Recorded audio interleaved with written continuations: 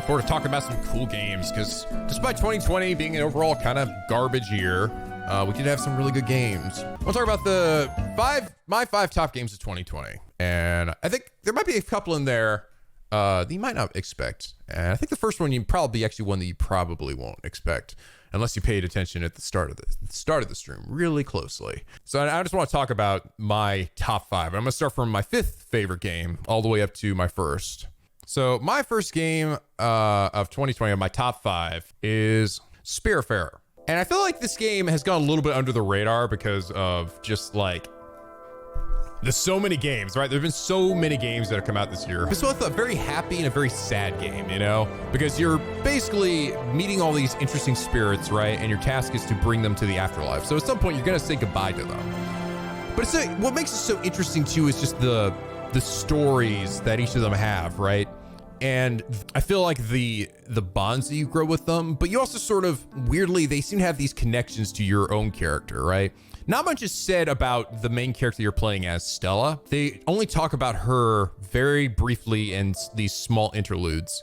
And those moments give you just a slight glimpse into who she was and why she's here and exactly what her connections are to all these spirits. Because it seems clear that these people that you're faring are actually people that she's potentially met in her life. And I kind of like the mystery they make about it, because I find it so, like, I saw people just talking about it and how they connect to her, and it was so interesting. Really just kind of made you really feel for all the different characters you met. All of them are these like different animals, right? Some of the people, I don't want to spoil some of the things that happen in the game, but like things don't always go exactly as you expect they're going to go. Even a few characters in particular, you have a choice of how you want to handle letting them move on. And it resonated so hard with me, and so many strong moments hit me like on such an emotional level. Like I think the one that really got me was the hedgehog lady, who was basically this old woman who was suffering from dementia and began to forget you and started to mistake you for her own daughter. Also the uncle, who's that big frog up there you see in the top left, he's hammering away. I think that was another good one. His also hit pretty hard too, with just how his decided to end. I don't know. It's an experience, right? I do think this is a game that isn't necessarily going to be for everybody, because what they have you doing in the game is pretty mundane, right? You're basically growing crops and things like that. It's in my opinion, a very cozy game, but some people might find it to be kind of boring. You kind of have to let yourself be immersed in the characters in the world. And the game, and hopefully it goes without saying, but the game is fucking gorgeous. Look how pretty this game is. Holy shit. It is such a pretty freaking game. I love the animations and everything, but you get abilities and things for Stella here that lets you reach new areas and different islands, let you get new things. You got your little kitty there too. You can actually do some co-op with the cat too. It's kind of funny. You have a second person that can control the cat while you're running around. The art style of this game is so good. It makes me feel like I'm playing like a Studio Ghibli movie or something. The characters that you meet all feel so real.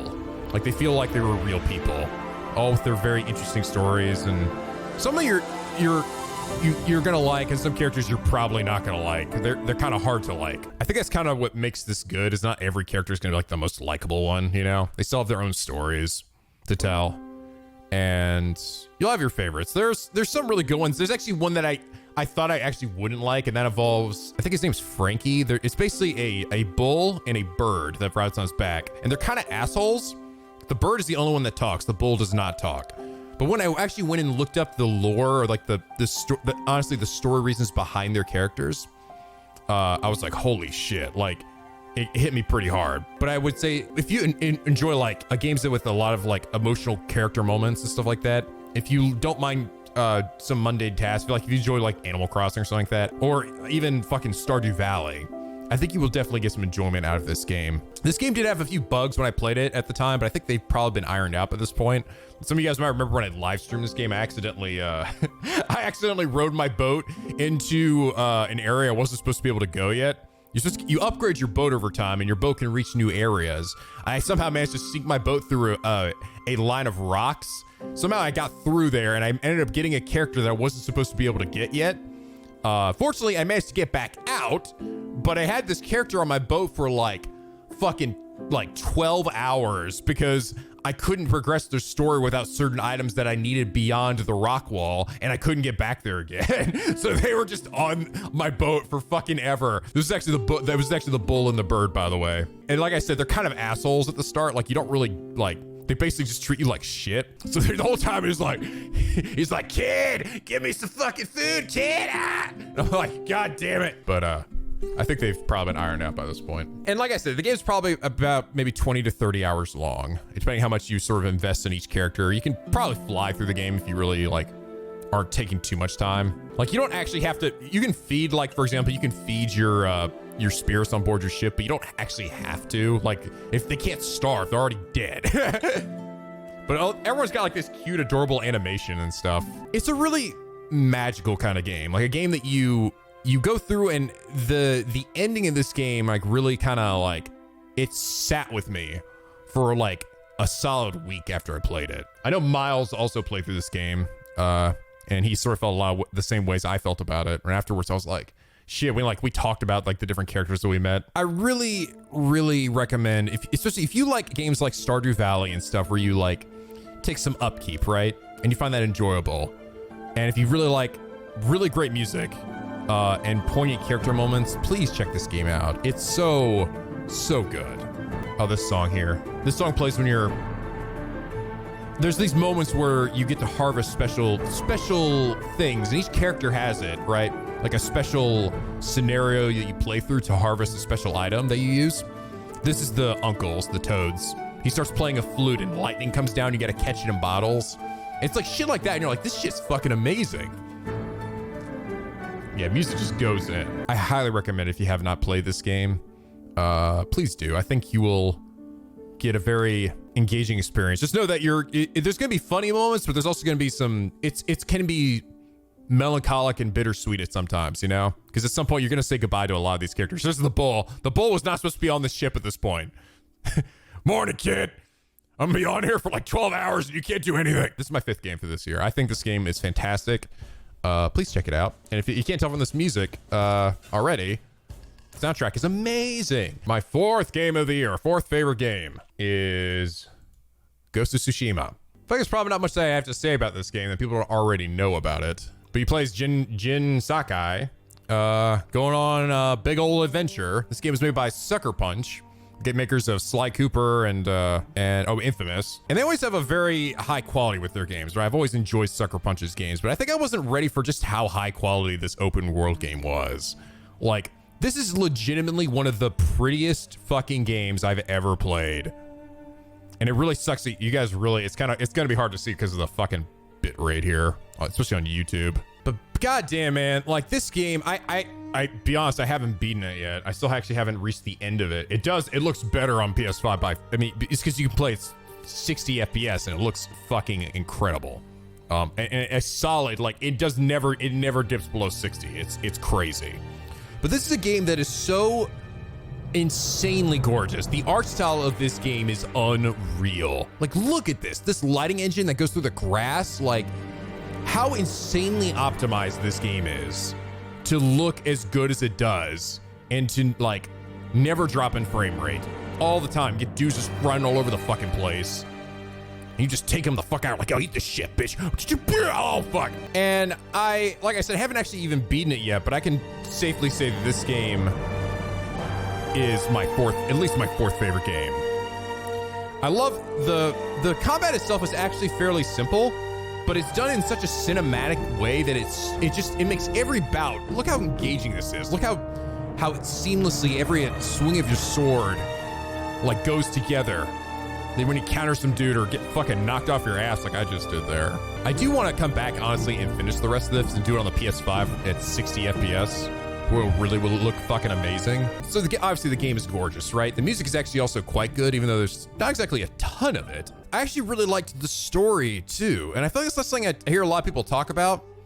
I saw some of Max play, and I think he thought the story was pretty all right and kind of basic, but I actually really liked it because the game starts off with you playing just like the basic titular samurai hero, right? Where you're just like this dude that goes around and fights honorably, and you don't sneak around, do any crazy shit. You call people out and you have a one-on-one honorable duel, and it's all kind of straight all along the straight and narrow, but over time, in order to overcome the insane Mongol horde, you have to go out of your way to become the ghost, which involves you doing some shit that's not really samurai savvy, right?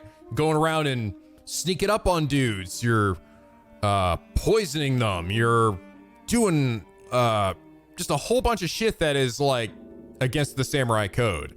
And it's interesting watching that sort of change in Jin as he becomes this like different person and slowly puts aside his samurai values in order to do what he believes is the right thing to save his homeland, you know? And I actually kind of liked it. I kind of liked that they did that, where you start off like this one way and the gameplay opens up and it gets much more interesting as you play.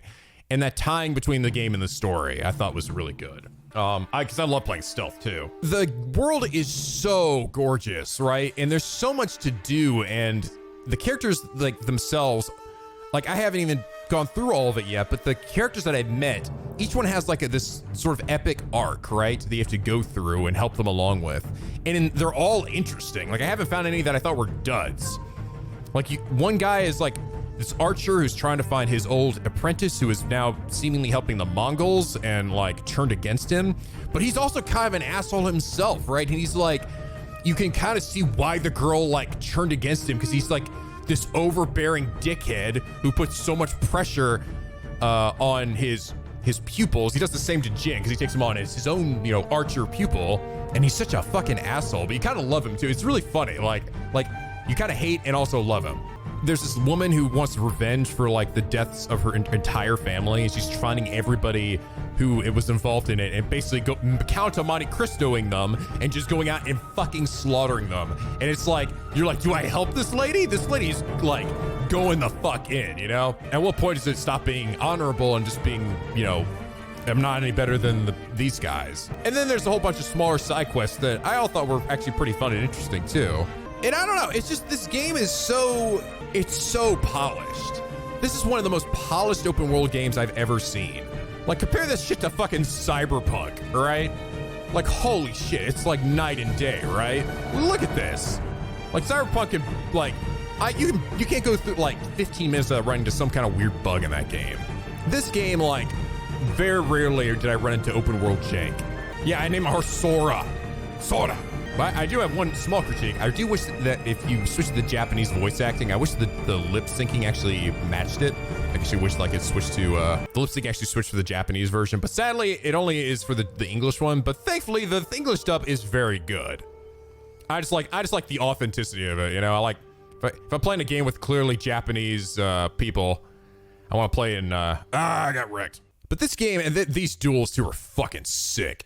Ugh. Oh, dude, getting a perfect parry in this game feels so good. It just looks so sick. So the main game, and like I said, I haven't even beaten it yet, but I can already just say, I think the main game is super fun, right? It's already like really good. But I think the thing that really helps to actually bring this game even like further along was actually the stuff that came after the game was released. Sucker Punch actually made an entire multiplayer that was released for free months after this game was initially released. And it's absolutely phenomenal. I played it actually quite a bit with some of Max's friends, Kenny and Simmons. I've actually played a little bit with Max too. I think like once or twice or something. And it's such a fucking fun ass multiplayer mode where it definitely has some like looting and stuff in there, but no like microtransactions, none of that grindy shit. It's like you can re-roll for weapons to get the better stuff. And it's just so fun, dude, like playing with people. And they made it entirely free. I would have been more than willing to pay like $5 or $10 for this shit, and they made it free. I was like, what the fuck? And they have actually updated it continually. Like they just recently had a fun armor pack that you could unlock just from playing that included references to Bloodborne, to God of War, to Shadow of the Colossus, to Horizon Zero Dawn. And it's just like, they had these really cool epic raids where you have to fight like this like otherworldly demon chick and shit, and they're like super epic. Like these levels would go on for like over an hour or something, but they were so fun, man. You just get some friends and you go in there and it's like just having a fucking blast. And I think that's what really actually like I think helped to elevate this game for me was like that shit right there. Like even if the main story ends up maybe ends up shitting the bed in the finale. I haven't heard anything bad about that. Like I haven't heard anyone say that the ending is bad. I've actually heard people say the ending is actually quite good, even if I haven't seen it myself. But I think that's why, like, I can say with a fair amount of certainty that this game is definitely in my top 5, is the fact that they added this multiplayer at no cost, and it's fucking amazing. And they didn't need to do it, but they did it anyway, because Sucker Punch is clearly a company that gives a shit, all right? They give a shit about the quality of their game. I did not have, like, this game was not something I was, like, super, like, pumped about either. They didn't really show a whole lot of it for quite a while. Only in, like, a few months before it was released, they show like a bit more of a gameplay trailer, and I was like, oh, looks like it could be kind of fun. And then I played it, I'm like, this game is amazing.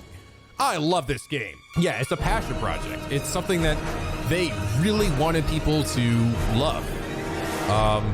And that they obviously cared about too. And I've died 22 times. Holy shit, I'm getting fucked up in that thing. Seriously, if you have not played this game, if you have a PS4 or God forbid a PS5, you have absolutely no reason not to buy this game, all right? At full fucking price even. $60. This game is incredible, and you are getting an absolute massive amount of content, all right? This is one of the best open world games I've played, even up there with like Breath of the Wild for me. It's so gorgeous. There's so much to do, and it's so fucking fun, man. Characters are engaging. It's so pretty, and the multiplayer will keep you going even after the credits have rolled. Yeah. Please get this game. Support these guys. Also, you get these sick armor. The sick armor in this game that you can upgrade, and it looks even cooler. I didn't even get all of them yet. But it's like, they each for different styles of play. Oh my God, man. This game is so fucking cool. Yeah, high praise. I know, this is the thing. This top 5 was really hard for me because so many of these games are like 10s for me. So it's like trying to sort through 10s. Like, which is your biggest 10? So yeah. That is Ghost of Tsushima. Please support these guys. I can't wait to see what Sucker Punch does now, because this shit was fucking amazing. I hope they do a second game, a second Ghost of Tsushima. I'd be fucking down. Okay. Now, my third favorite game is Hades.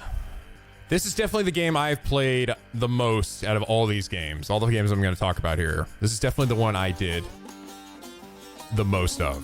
And for a lot of people, this is actually their number 1 game, and I don't blame them. I do not blame them. This game is fucking incredible. I have put 150 hours into this game. Like, I have long since gotten past the credits of this game, and I still play it. I love watching people play it. I've been watching Max play this game, and I'm so happy to see that he actually loves the game too. This game has like a 98, 99% on fucking Steam, for God's sakes. And the reason why is because the guys behind this, Supergiant, right?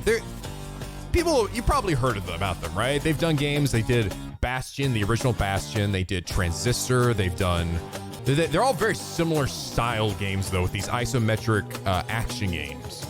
Pyre, that's it, thank you. They're very similar in how they're kind of done, right?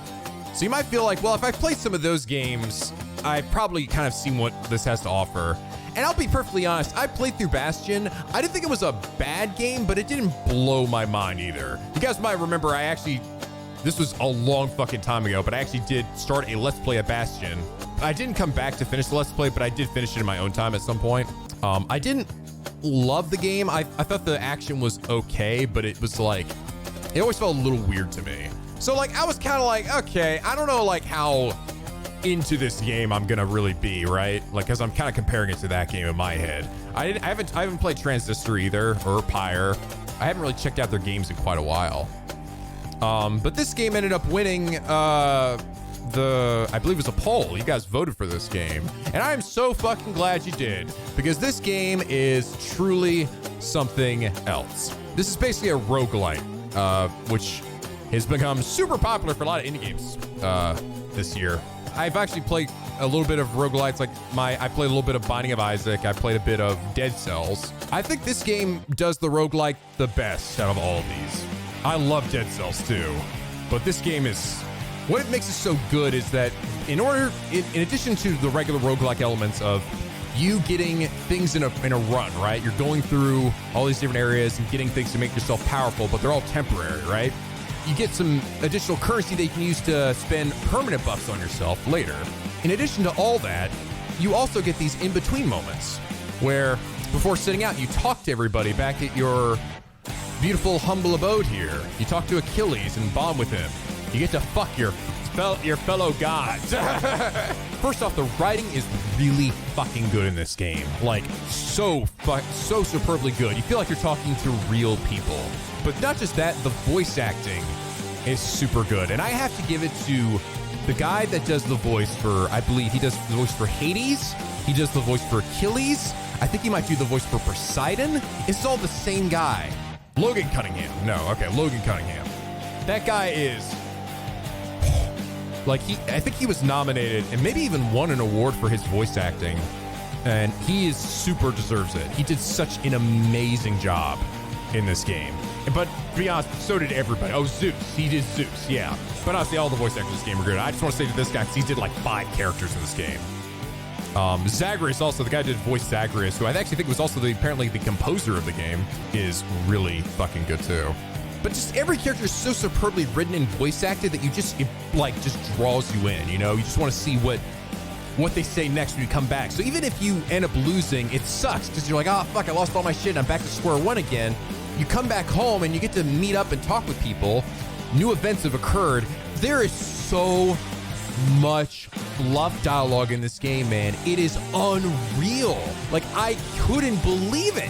I was 100+ hours into this game and I was still getting fluff dialogue. I'm like I think I heard there was like 32,000 voice lines or something recorded for this game. Oh yes, also everyone's smoking hot, of course, right? Everyone's a fucking snack. Even Skelly here, yeah, that's right, Skelly. He's got a good bone structure.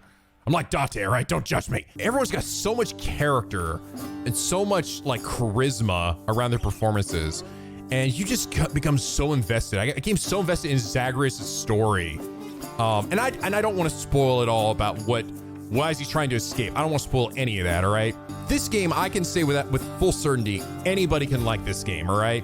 You don't have to be some gamer god either. There's actually a mode in this game where if you just want to enjoy the fucking amazing story, you can just make it like easy mode basically, and knock shit out really quickly.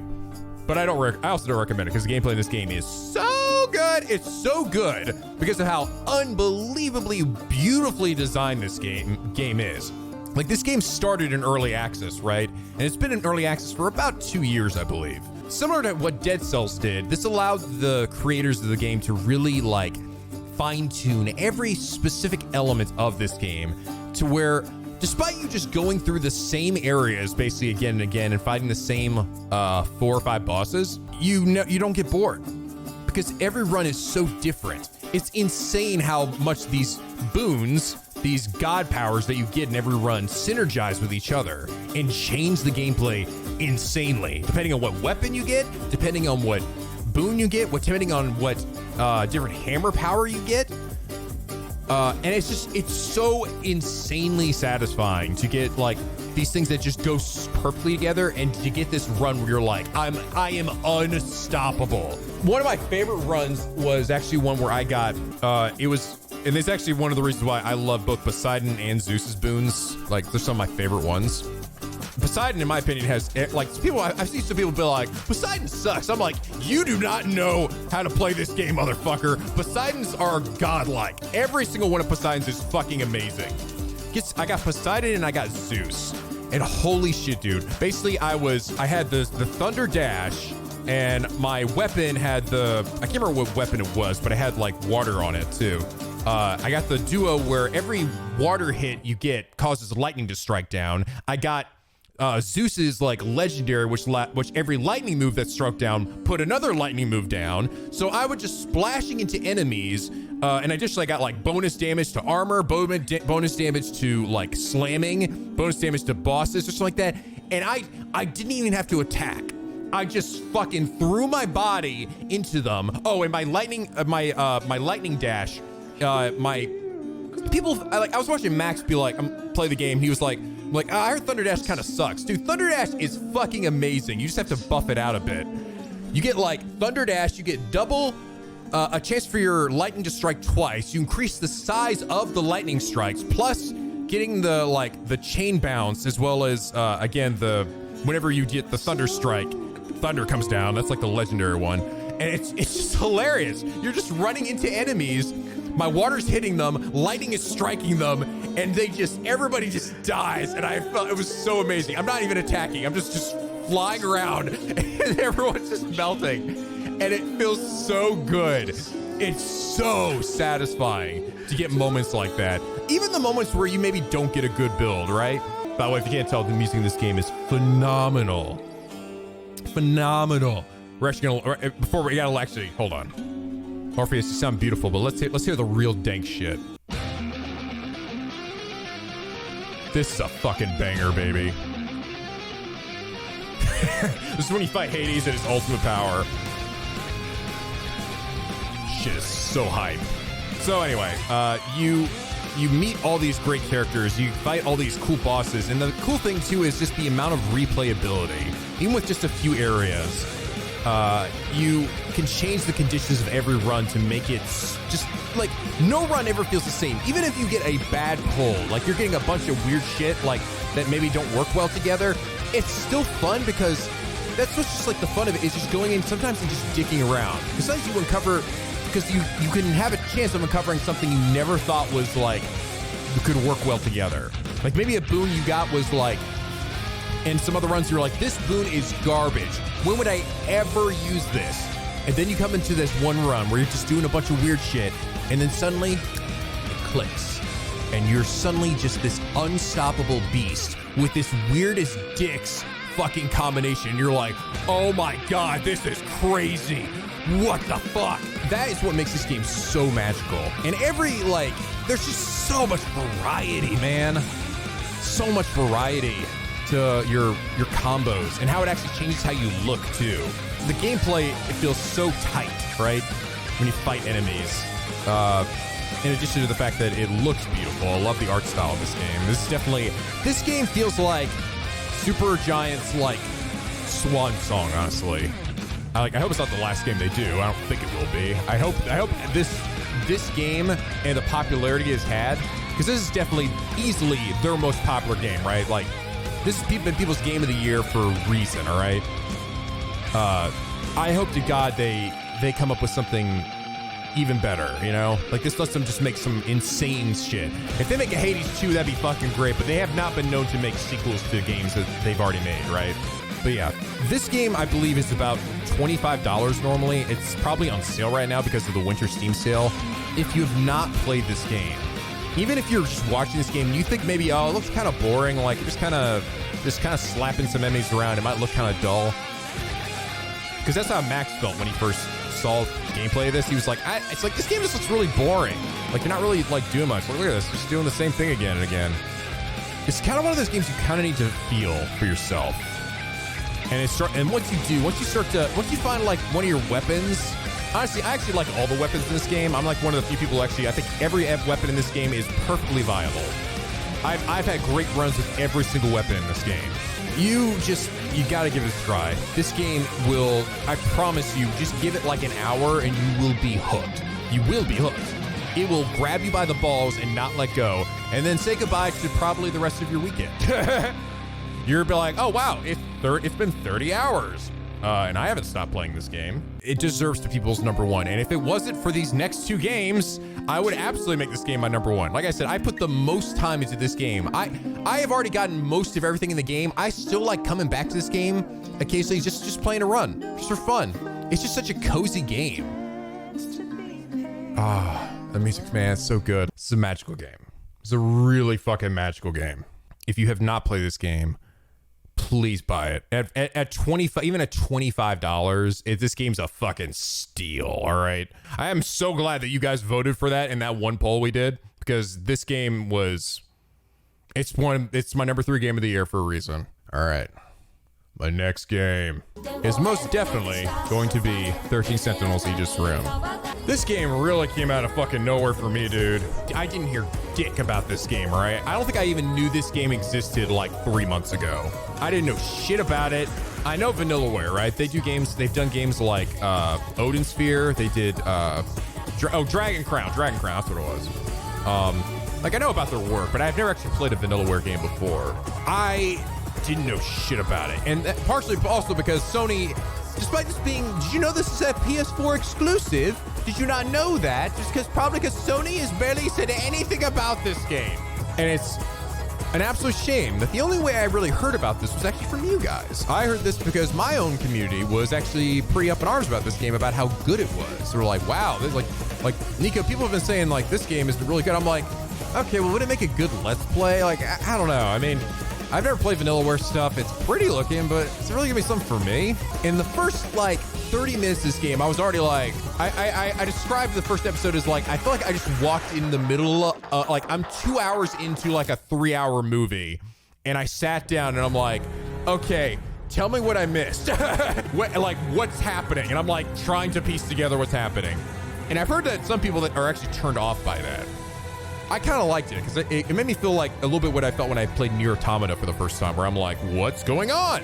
I don't know, but it's kind of sick. Even just like that first moment, and the further I went to this game, I'm like, this game is really something. This is really interesting and super unique. And I kept thinking like, okay, I think I see where they're going with this, right? What makes this game so brilliant, right? What actually is setting this game apart, because I haven't even beaten it yet, right? This game is definitely my number 2. Even if it fucking craps the ending, right? The ending just sucks. Like, it just, the quality of the game just goes, just crashes and burns. But I don't think it will, but let's say it does, right? This game would still be in my top 5 for how unbelievably good the writing is in this game and how fucking fun the gameplay is. Like, actually, it's super basic, right? It seems really basic for like a tactical RPG at the start, but goddamn, does it get fucking fun once you start getting the mechanics and unlocking abilities. You're just blowing up fucking kaiju everywhere. This game loves to borrow from other sci-fi, other fantasy, other anime, right? There's a lot of elements that it borrows from them. But what makes this so brilliant is how it takes what you sort of expect, right? They're expecting it. You've seen probably stories very similar to the one they're telling here. And they take that and there's a lot of misdirection. They subvert your expectations in the most clever of ways. I like subversion, right? To an extent, right? There could be dumb subversion, but this is some of the smartest subversion I've ever seen. Because the truth of what they're actually describing in all these events is actually insanely clever and so interesting. Go in expecting how the story's gonna play out. This is just Gundam, right? This is some dumb Gundam shit. Oh, look, it's some teenagers. They've been summoned to save the world from the fucking demon kaiju. This is cool. This is awesome. Whatever. I've seen this shit before. I've seen this anime. Thanks, Dad. Thanks, Mom. This is shit from the fucking 80s. Why are you even suggesting this to me, all right? Shut up and let me watch my fucking Kill la Kill. I mean, what? You definitely will not see it coming, all right? This game wants to fuck with you so hard, but in the best way. You start off and it's like, it's all nice and merry and shit, until, holy shit, the things that you think are happening aren't happening. The thing is, I don't want to spoil this game for anybody. I went in blind as a bat to this game, all right? I was so blind. Even like showing off some gameplay elements and like basic shit, like this is the visual novel section of the game. There's basically technically 3 sections of the game. Destruction, which is the tactile stuff, which is the battles that you just saw right there. The visual novel section, which is basically playing through the story, but you have a little bit of choice about like how you want to tackle it, but it's still fairly linear. And then there's the analysis section, where you get to basically look at all the events that you've unlocked up to this point, in addition to additional files that you can uncover that help to flesh out the story even more. And you're gonna want to do that if you want to have any idea what's happening. This is definitely a game that requires a fair amount of commitment, I think.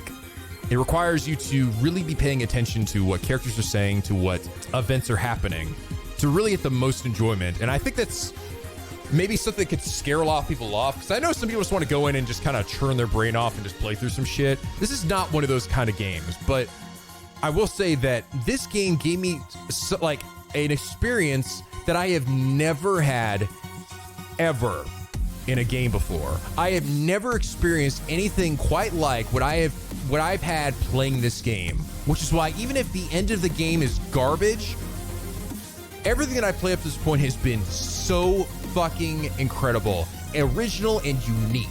The game basically tells you a story out of order that you can choose to tackle in any way that you want. And things that you learn, right? Maybe you'll find out some crazy plot twists that somebody else didn't discover until the very end of their game, but you get it really early. And something they saw really early, you don't see till the very end. You know, depending on what order you see some of these events in, changes your perspective on certain events and characters, right? Like maybe you'll see something and you're like, oh yeah, that was like, I saw that one coming because I had this information. And to somebody else, that was a complete mind fuck. And they're like, what the shit? What I discovered was when I was playing through this, one of my moderators told me, Nico, you should probably go in and play like each person like all the way to completion, right? As far as you can go and then jump to the next person. Otherwise, I don't think you'll like it as much. I brought that up at the start of one of the episodes and you guys flipped the fuck out. You're like, what the fuck? No, Nico, you gotta do the opposite. You need to play through everybody's evenly. That's actually the real good way of doing it. No, Nico, you gotta play through like two people's and I'll alternate between them, like back and forth, back and forth, back and forth.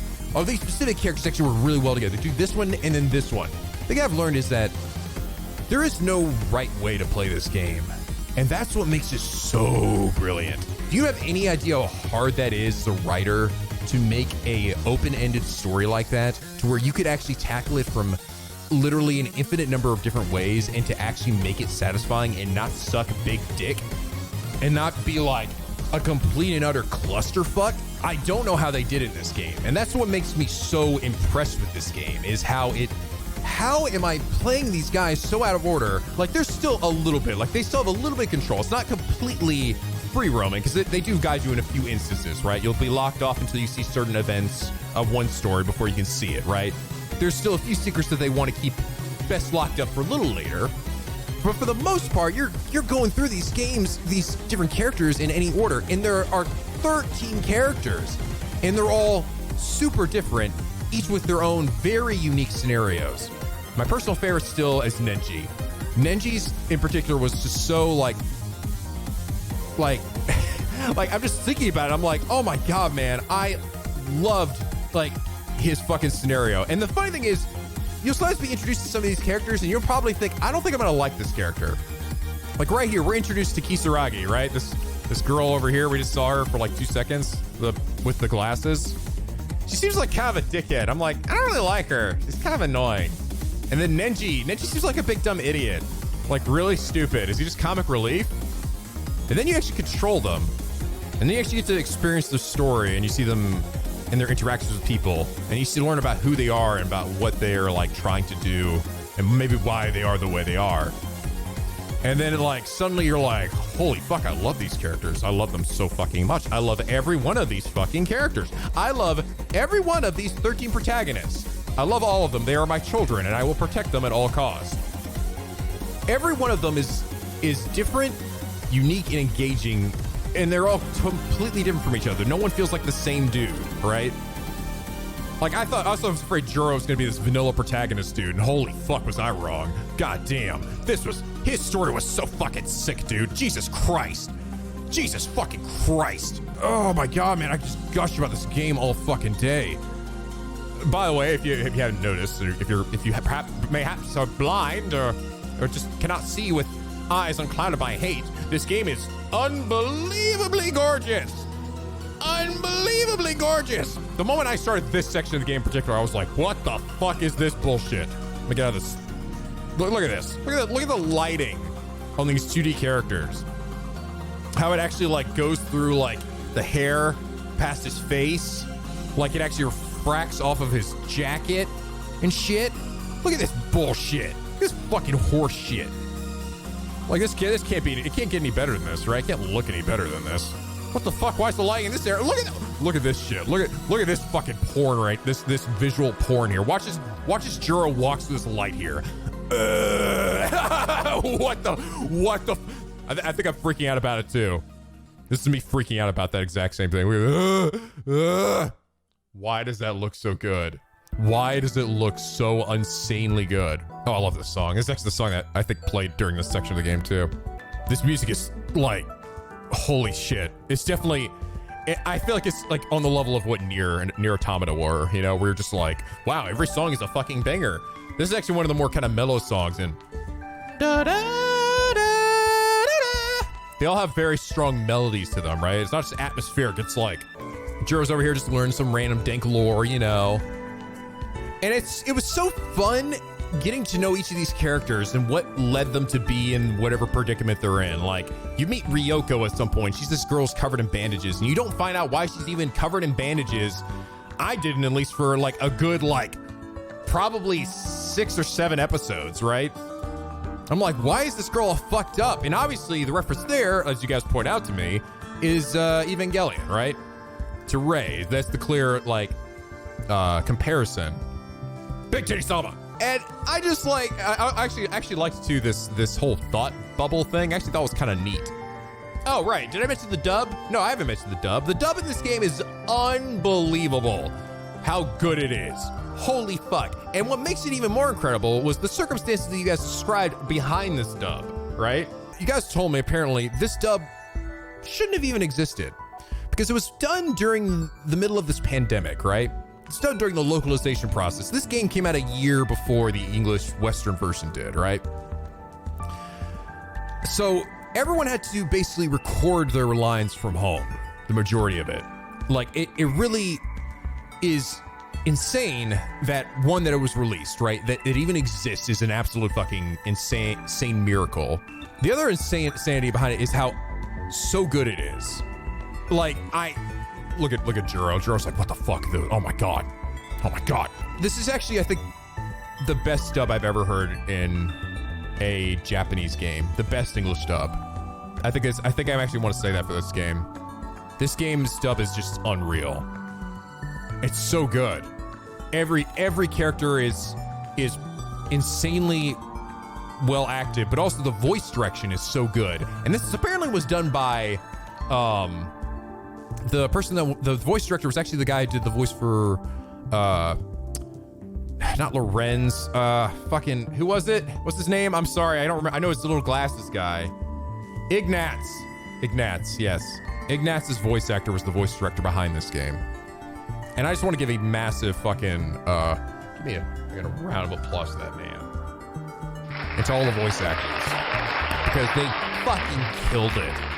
The fact that they recorded all this from home, and I can't even imagine how much fucking post-editing they had to do to get all of the voice lines to sound consistent. That's fucking hard to do, by the way. If you record in different places, it is not easy to get voice lines to sound the same. You're gonna get people of different varying qualities of microphone, different varying qualities of their environment. It's just gonna sound different. You'll talk to one guy who sounds like what I sound like. Then somebody else who sounds like this. It sounds like he's over here or something. And that's why people, when they do these, they tend to record in the same place, the same studio. It makes it a lot easier. So they managed to do that. They somehow managed to go in there and edit these to make them all sound consistently the same, of this consistently high quality too. I don't know how they did it. I think it's fucking magic, actually, that they got it to sound as good as they did, got the actors to sound so in line with all the characters that they managed to make all the voice lines the same level of high quality and not sound any like different from each other, despite being voiced and recorded in different locations. And to just get like the perfect feel for all of these characters, every single one of them. Oh my god. Chris Hackney is doing Juro. Allegra Clark is doing Iori. What the fuck, dude?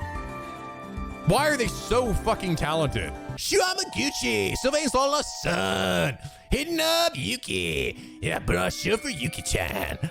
So music, art, voice, super great. Gameplay, super great. Story, super fucking great.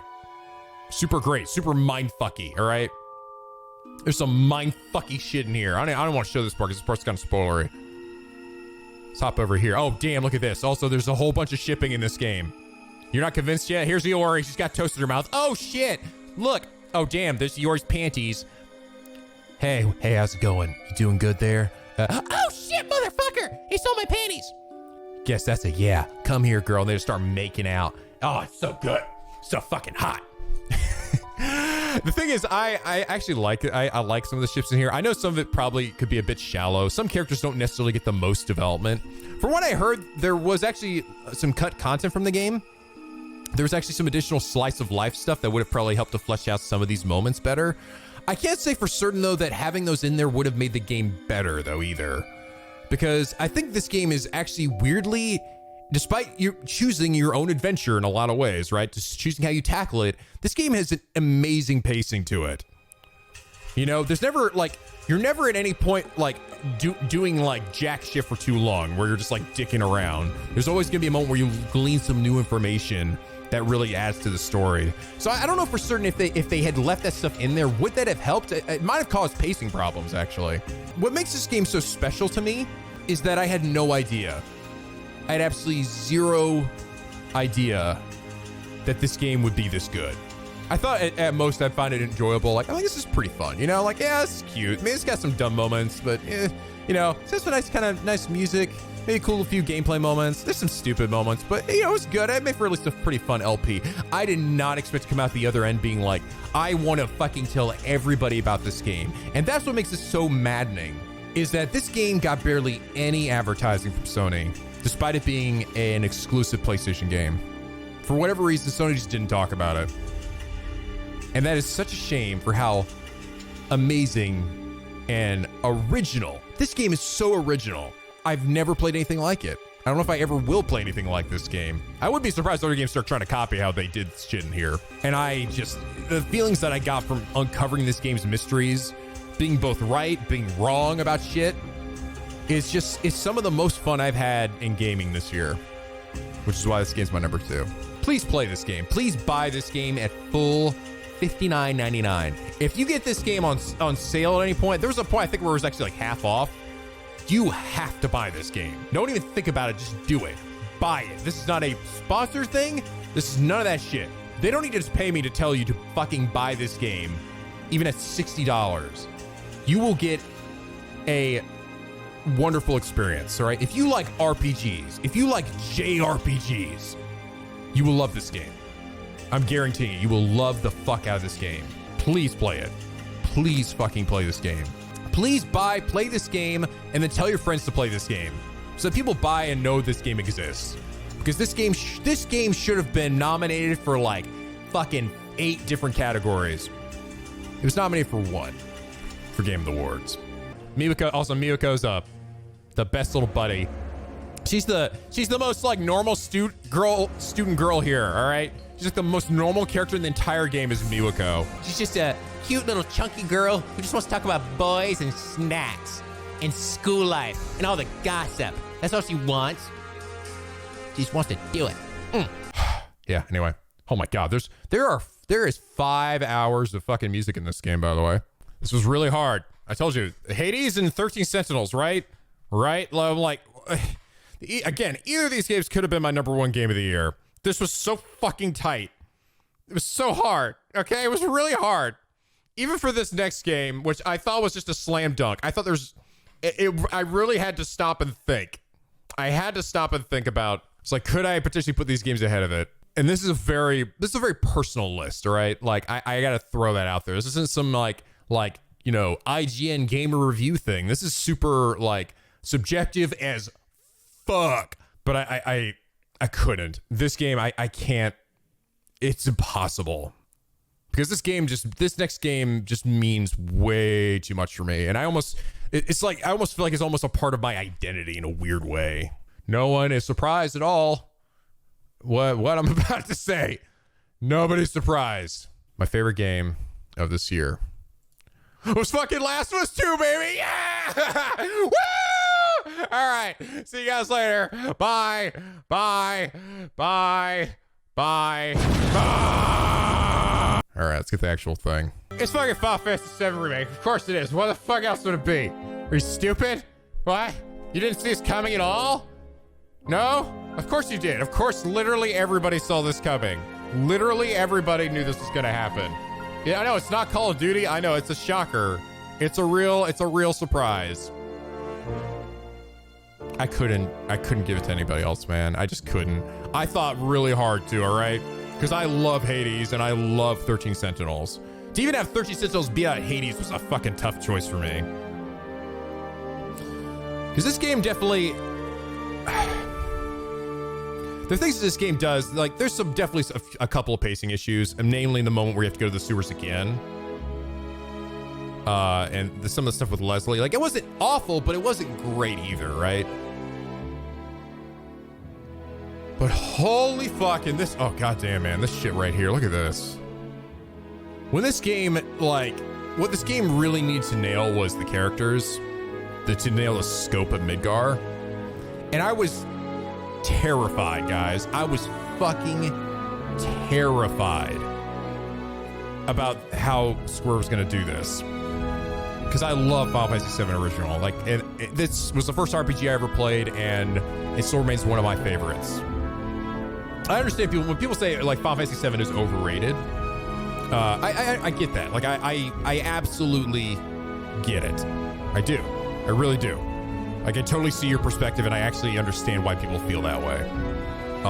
And I can absolutely say with 100% certainty, my feelings for this game are very much influenced by nostalgia.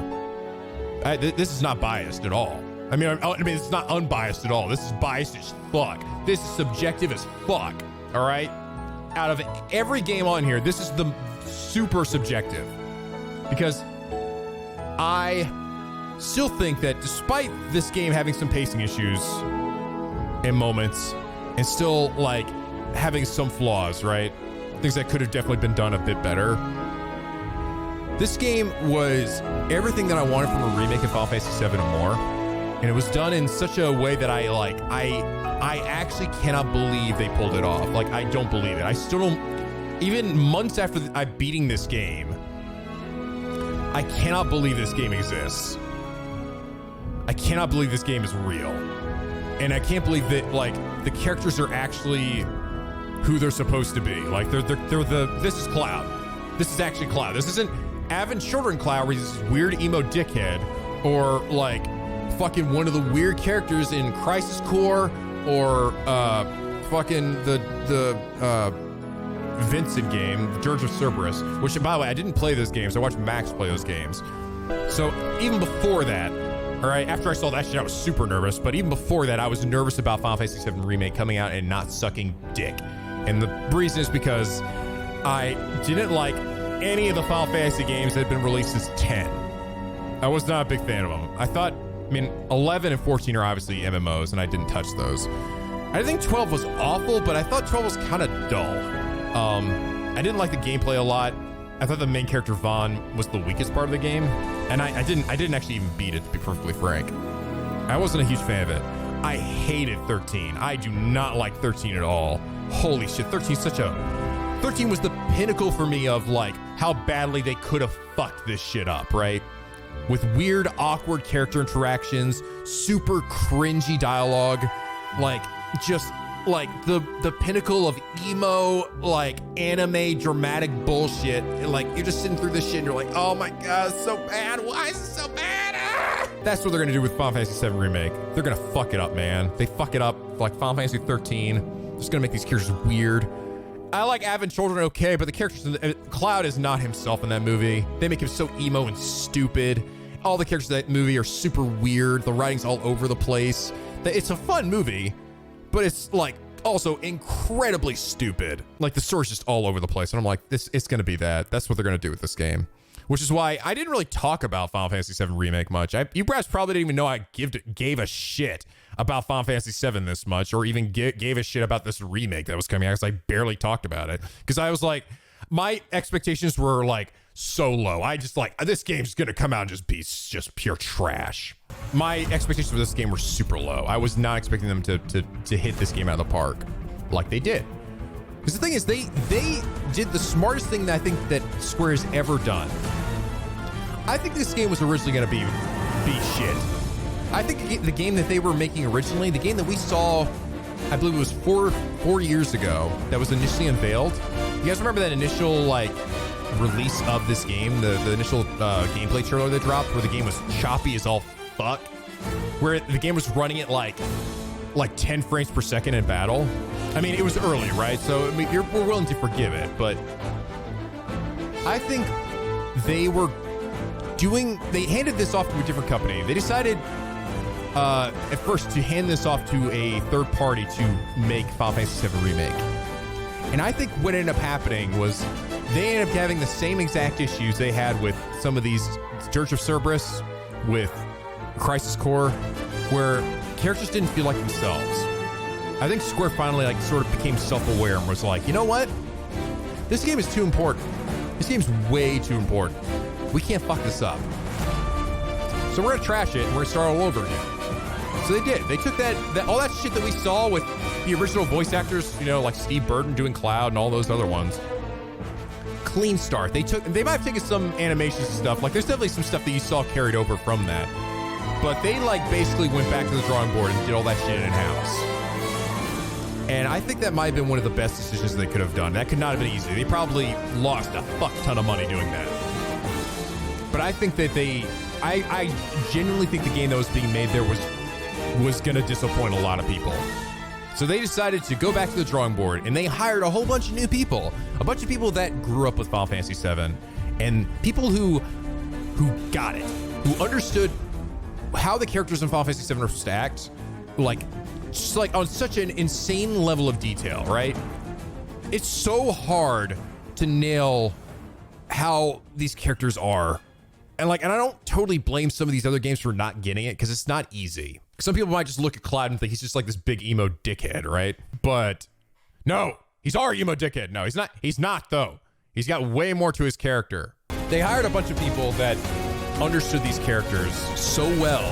They were huge fans of this game and they gave so much of an absolute fuck about this game. They're like, we want to make this game amazing. And they somehow did it. Somehow they made this game that looks just insanely polished, right? They do. They actually look better than Final Fantasy Advent Children, a full CGI movie. And you're controlling them. Like, this is the shit. This shit would have made my fucking eyes pop out of my socket if I were 10 years old seeing this. Like, I would have lost my mind. I want to take this game, go back in time, show it to my younger self, and just see his brain melt. This game got the characters down perfectly. Everyone sounds like exactly how they're supposed to be, right? Barrett, some people will say Barrett, like, well, Barrett's a little too over the top, but Barrett was over the top for us, right? I know he's very different between the Western versions and the original Japanese versions. Barrett is actually quite different. They made it much more like Mr. T kind of in our version. And they were smart enough to do the exact same thing they did here. In the Japanese one, Barrett's a little different. And in this one, he's more quiet, stoic, and like have a silent anger, right? In this one, he's like, motherfucker. And I love it, dude. I love it. Also, they fleshed out Wedge, Jesse, and Biggs, and they do such a great job. I love the section of the game where you go to Jesse's house and meet her parents, or meet her mom. I love it. Cloud is such a fucking dork, man. He was a dork in the original game, and he's a dork here. All he wants to do is look super fucking cool for everybody and people to comment how cool he is. That's all he wants. It's all Cloud gives a shit about. He just wants to look super badass all the time. He's so dorky, and I love him for it. And they just, oh my God, man. They just get him down to a fucking T here. There's a moment that he has a conversation with Barrett. This fucking hilarious bit of dialogue. Man, what are you, 20-something? First. Huh? Soldier, first class. Just going to the 20s. Hell you talk about? I mean, your age ain't goddamn rank. No, for all I know, soldier's rank could be the same as his age. Guess that makes you a 1-year-old, huh? Like, it's so good, man. That is fucking amazing. I love that. And this game is full of it. Aerith is the snarky Aerith. It's not this weird... Aerith was so weird in Crisis Core. Again, to anyone who's a Crisis Core fan, I'm very sorry, but I really didn't like Aerith in that game. She was super weird. It was not Aerith. They did not feel like Aerith. Aerith is a snarky little weirdo, all right? Who loves to be sarcastic and like, she's like Cloud's trying to look super mondo cool and Aerith's over here like, Cloud, come on, you're not fooling anybody. Like she's over here like, I can blow shit up with my power of godhood, you know? It's like, watch this, boom, blows the shit out of some dude. And it's amazing. It's what makes this character so endearing in the original game, right? It's not because they're emo or weird or anime. It's because they felt like real people. And the voice acting was good. I know some people are bummed that like we didn't get like Steve Burton. We didn't get Quentin Flynn for fucking Reno. And I'm sure they would have done a great job, but I really believe that they did this because they wanted a fresh start, right? I don't think there was anything wrong with Steve Burton or Quentin Flynn.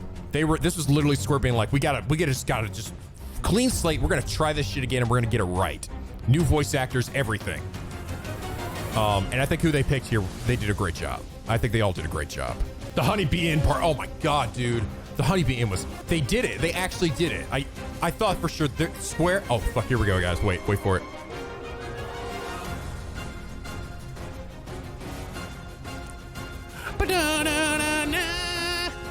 This is when the actual battle thing kicks in. I love this song, dude.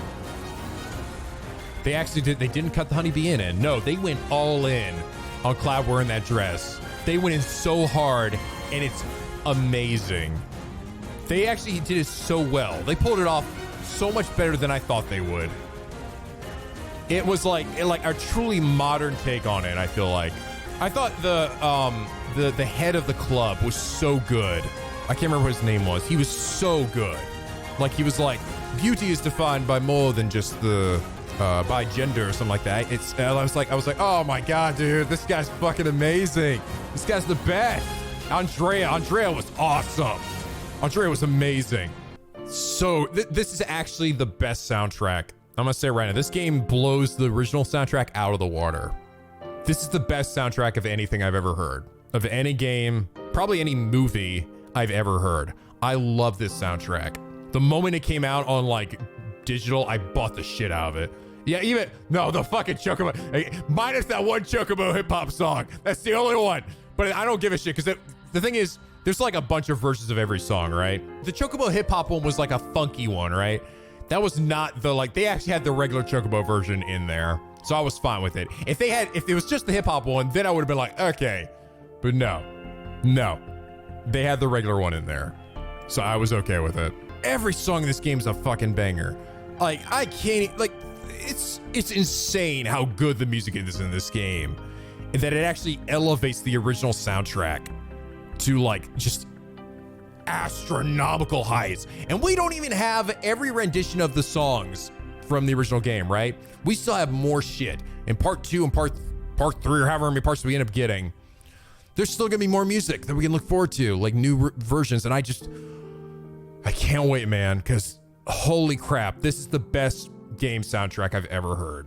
Fuck, dude, this music, man. Like, it hits me on such a emotional level, like to the very core, that this game can manage to pull such emotions from me just from its music. And it makes the game, oh fuck, dude. Tifa's theme, man. Oh fuck, like hearing this shit like makes me well up. This game made me feel things I'd never felt in a game before. Even the original Final Fantasy VII didn't make me feel the way I felt playing this game. What this game sort of made me realize was how like I knew I loved Final Fantasy VII, but I don't think I realized maybe how much, to what extent it meant to me. The voice acting in this game is phenomenal. All the voice acting is really fucking good. Cocky little shit, ain't you? The gameplay, though, that's the thing that I think caught me even the biggest surprise was how much I actually liked the gameplay. Because I really kind of thought I wouldn't like it, because I love the turn-based of the original. I thought they're gonna just fuck it up, maybe make it like Kingdom Hearts. And I like Kingdom Hearts, but I'm like, that's not Final Fantasy VII, man. Like, I don't need flipping and dipping and shit. But they actually did some shit in this that made it, that was so smart. Like, how they handled spells in this game was so smart. One, every character feels super unique, right? Like, every character feels useful and unique and good for certain situations. Like, Bear's a fucking tank, but he has ranged attacks. Cloud is kind of like your everyman, but he also has this cool counter shit, his Punisher mode. Everyone's different weapons also can be used. Everyone's got like weapons for every occasion. Aerith is, of course, the magic dealer, but she also gets her cool like buffs and double spells. And Tifa is just the go all out character. Just go the fuck in. I've seen people post Tifa combo videos, for God's sakes. But the magic, I was like, oh my God, they made the lower level spells useful. That's something that I don't think any Final Fantasy game has ever done. There's always a point in every Final Fantasy game where you get the better version of the spell, and the other one, that old version, you never use it again. Bye-bye. I don't even need it. I could delete it from my fucking repertoire. It doesn't matter. I don't need it anymore. They didn't do that this game. They made it actually, surprisingly, hell, I would even argue that the lower spell ones are actually the most useful in the game. And they did simply by making it that you cast it faster. And it costs so much less MP, right? Like, you don't get a ton of MP in this game to just go throwing out big, thick dick bitch shit right at the at bosses. Like, you gotta plan that, right? If you're gonna do that, you gotta make sure you have the time to cast it. And like, I found myself using lower level spells the majority of the game. Only when I was like really confident. I'm like, for Bahamut, when I had to melt him and I had to set up some shit, that's when I started using the big thick shit. Like, I loved that. I was like, oh my God, this is so smart. This is so smart. Just make it so it takes longer to cast. It still does good damage. It still scales well. It's not like, for the entire game, I'm doing 200 damage with the low levels. No, it still scales super well. With the gameplay just feeling so fucking good. When you're comboing some shit together, just juggling some dickhead around. I love the pressure state. Very Xenoblade-y feeling, right? Like, this shit feels so good once you get a guy breaking and then you just unload on him. Let's go the fuck in. This, oh my God, this Airbuster theme. They changed Airbuster, who was originally this dumb little funny boss, which, by the way, is actually the first boss you hear this theme, right? The original. They changed him into this epic, insane, like, multi-phase boss. And it's like, the thing is, the highs of this game are so astronomically high that the lesser moments just don't even touch it. And see, this is how I think oh shit, I totally whiffed that cross slash. Oh God. They hit the high points in this game so high that the lower moments, which are going through the sewers wasn't super great. The dungeon design not being, like, the dungeon design is super basic in this game, right? It's about the same as any other Final Fantasy game. You just kind of run from one end to the other and grab some chests along the way. There really isn't anything crazy. I kind of wish they went a little further with that.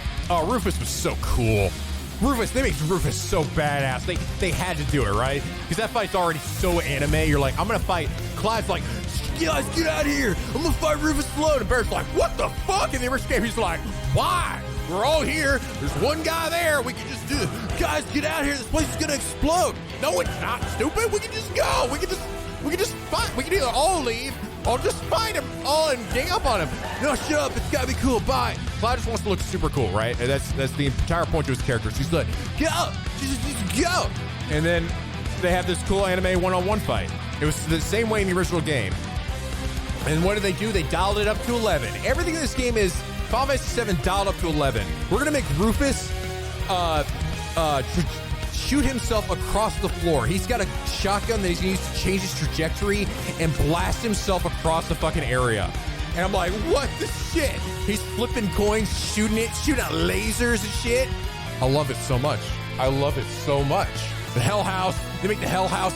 Like, I was waiting for the Hell House to show up in this game. I thought he was just gonna be a regular baddie. That's what he was in the original game. He's just this weird, goofy enemy that's in the original game. Notorious for how weird he is. He's just a giant house that kills you. And they make him into this crazy, epic arena boss fight. And the arena boss fight had this amazing commentary from these two goofballs. This game was impossible. Like, absolutely impossible that they could hit it so hard out of the park in this game. And yes, the thing that's like, what's the caveat of this game? There's some weird pacing issues, right? In a few spots. And it did also some spots that made replaying the game on like New Game Plus, things that I really kind of wish they'd let you skip. Like, for example, I loved the moment where I got to walk with Tifa in the slums at the start of the game and I talked to her, right? I thought that was really nice and sweet. But when I had to go play through, and I wanted to play through on New Game Plus and do the hard difficulty, I can't skip that. I kind of wish they'd let you be able to skip that, right? Similarly, you have to go through the sewers again. That wasn't super great. Leslie was okay, but, you know, we didn't really get a whole lot of extra stuff with him that felt like it was super meaningful to the point where I was like, yeah, that was really worthwhile. Oh, combat issues. I would say, yeah, some airborne enemies can be... Air combat isn't great. There's not a lot of it, but it can be a little weird. Especially with, like, I mean, unless you're Barrett, right? Barrett's fine. Or even Aerith was okay, but Tifa and Cloud with air combat was like, ugh. Like, I feel like the game still has some issues. Oh, and then, of course, right, the thing is about the ending, which I don't want to spoil for anyone who hasn't seen it, but the ending is definitely controversial, and I understand why. It made me scared, honestly. When I first saw the ending, I was like, I don't know how I feel about this. Like, because I'm nervous. And I'm still honestly a little nervous.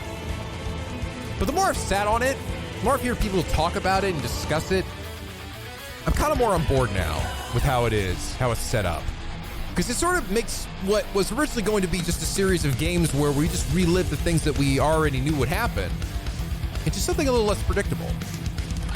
And I think that while the whole plot ghost things was kind of dumb, I don't think the plot ghost thing was... Like, it got a little silly at some points, and I'm kind of glad they're not seemingly going to be in the next games. I think the idea, though, that we could later get, like, just new things, right? Things that just happen in the next part that maybe completely change the narrative of Final Fantasy VII. I think it's kind of interesting and kind of exciting. And it kind of makes me... it's going to give me a way to sort of experience the game in a new way. Not even just as a remake of something that we've already seen, but something that I haven't experienced. And I think that's kind of interesting. I think it's ballsy. It's super fucking ballsy, right? That they would do this. But I think it could pay off, all right? I say could because we don't know yet. We haven't seen what they're going to come through on, right? What they're going to do. But I think the fact they have so many people talking about it and actually theorizing is a good thing. And I think that they could really maybe even improve on the original Final Fantasy VII in some ways, you know? With this new story that they're kind of playing to tell. They shoved Sephiroth in too much. I kind of agree to some extent. I think they might have overused him. But at the same time, I also understood why, in some ways, they decided to do it. They wanted to make him an ever-lingering presence, right? And do I prefer how the original game did it? I do. I prefer that he was more like this enigmatic guy. But the problem is, you can't put Sephiroth back in the box at this point, right? So instead of just making him this character that doesn't show up in the game at all, they decided to make him a center focus and also sort of kind of make you rethink his character entirely. Right? Because you learn some stuff at the end that's like what? Is this the same guy? And that's what makes it so interesting. Is that I feel like they're actually changing up how they're going to handle Sephiroth in this game. And maybe even give him more depth than he had in the original. This game has some issues, and I think some things are arguable, right? Like, I don't know if the ending and stuff is it objective bad? It's just, it depends. Right? And like I said, I think most people who are expecting a one-to-one just remake here, understandably, might be a little terrified. And I was kind of terrified as well. I also do want to throw out there, even with the problems this game has, everything that was so good in this game just hits me so hard, right? To people who think that, who probably are like, Nico, how can you possibly put this game ahead of 13 Sentinels and fucking Hades? You didn't even say there was anything wrong with those games. I don't think you even had any like critiques against it. But for some reason, you have critiques against this game and you rake them ahead. And that's why this is super subjective. This game means so much to me. And to me, in my opinion, they made a remake that was just miles better than I thought was possible. They made this game actually amazing. Even with the niggles I have with it, I still think it's such a fucking good game. They hit the spots that really need to be hit super hard. So even the little ones don't bother me as much. Also, just how cinematic everything is in this game. So cool, man. Fuck, man. I love this game, guys. I love this game so much. And the music in this game is just so good. The gameplay is so much fun. The characters are who they're supposed to be, and they're even better. I think they're even better than they were in their original forms. Look how good this looks, man. It's insane. My probably doesn't look super great because of the fucking bit rate of YouTube. This is the game that I wanted, honestly. And I think the fact that they're willing to even break some of the mold of what the original game was is risky. It's daring, but I kind of respect it too. And I am still very hopeful that it'll all pay off in the end. I'm very excited to see what ends up being the choices they make for key events. We'll a certain person die midway through like they did in the original game? Will they remove that entirely? Will somebody else die maybe? Will Sephiroth be the main bad guy? Will he try to help us in the end? Will he still try to be destroying the planet? I don't know. Like, that's the thing. It's so up in the air right now. How are they going to handle certain scenes about Cloud's origin, right? They actually sort of showed that off, and that was shit you didn't even get hints of that until after the Midgar. I mean, they put that shit on full blast here towards the end. I mean, for anyone who hadn't played the original game, you wouldn't be able to figure out what even that meant. But it was a huge, like, when I first saw it, I was like, what the fuck? I saw that shit and made me go, huh? What I actually is amazing is that I'm actually now glad that this is not just one big game, because I think there's no way they would have been able to get the quality level that they got for this game if they managed to do the entire game in one shot, right? There's no way. There's no way this game would have looked and played as good as it did if they tried to do the entire game and squeeze it down into this at this style. There's no way. It would never look this good. So, and it actually makes me excited because now I've got something to look forward to, you know, when part 2, or even part 3, whatever that rolls around, it's like, people probably could see it as like, I'm spreading the Final Fantasy VII plot thin, and I kind of thought that's how it would be too, but I liked this game as its own. I liked the Midgar section all by itself as its own game so much that I think if they could do that with this, they can do that with the other parts too, to make them actually feel like their own games. That was the thing that made no sense to me at the start, was like, how can you make this its own game? How's that gonna work? I mean, I love Midgar, but come on. But now I can see it. I think I see it. Also, by the way, the NPC dialogue is insane in this game. There's so much fluff dialogue, and it's so good because it makes the world feel so lived in. Oh, dude. Oh, fuck this fucking song, dude. I think people thought I overreact when I heard this song. Just wait for it.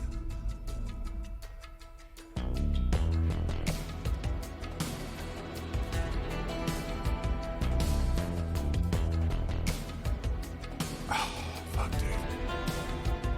So good. Think about this song in particular. This song is, when I think about Midgar, I think of this song. I was waiting in the game to hear what they would do with this song. I'm like, would they be able to retain that same grittiness the other had? And would it be super orchestrated and sound kind of lose it? This is better. This is a better version. And they still have that same buildup. Listen to it where it's louder.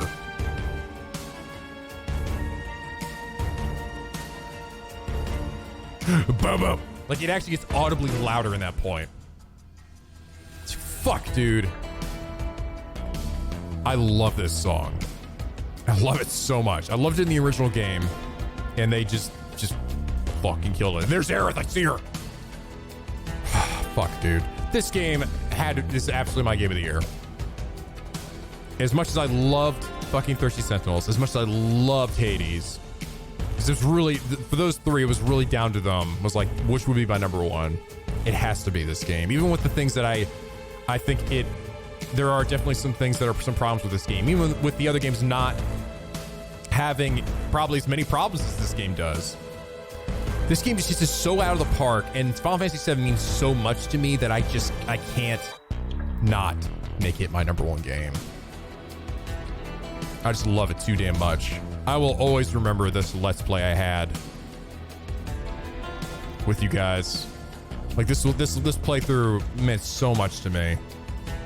And just getting experience with you guys was unreal. It was so good. I love when you're like, don't talk to me, I'm a badass motherfucker. And she's like, oh, I bet you are. And then she goes, so? I love that part. So? Look how pretty she is. Look, I'm involved in things. I'm super cool and mondo badass. So? Look at that little face. Fuck you. I swear. Oh, that's right. She goes, shit. This is probably where I'm like, this part's fucking me up, man. I can't handle this. This game's fucking me up. Yeah, this game's great. This game's amazing. I mean, there's no way if you play Final Fantasy VII and you liked it and you grew up with it, there's no chance you haven't already bought and played this game.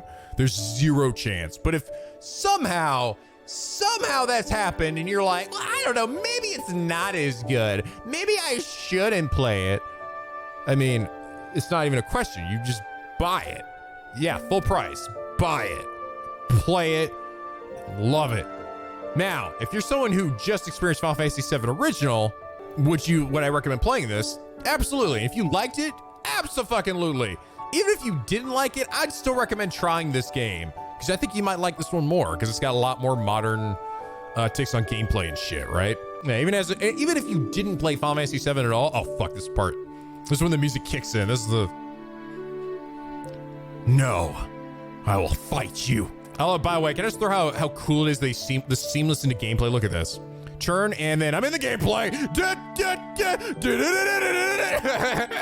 You will not regret it. Okay, this is easily Square's best fucking Final Fantasy game in years. They did exactly what they need to do. Play it and love it. Love these characters. I love them all. They're my children. This music fills my balls with so much hope. Oh, by the way, I loved it. I actually loved the Avid children bullshit of like them flying around.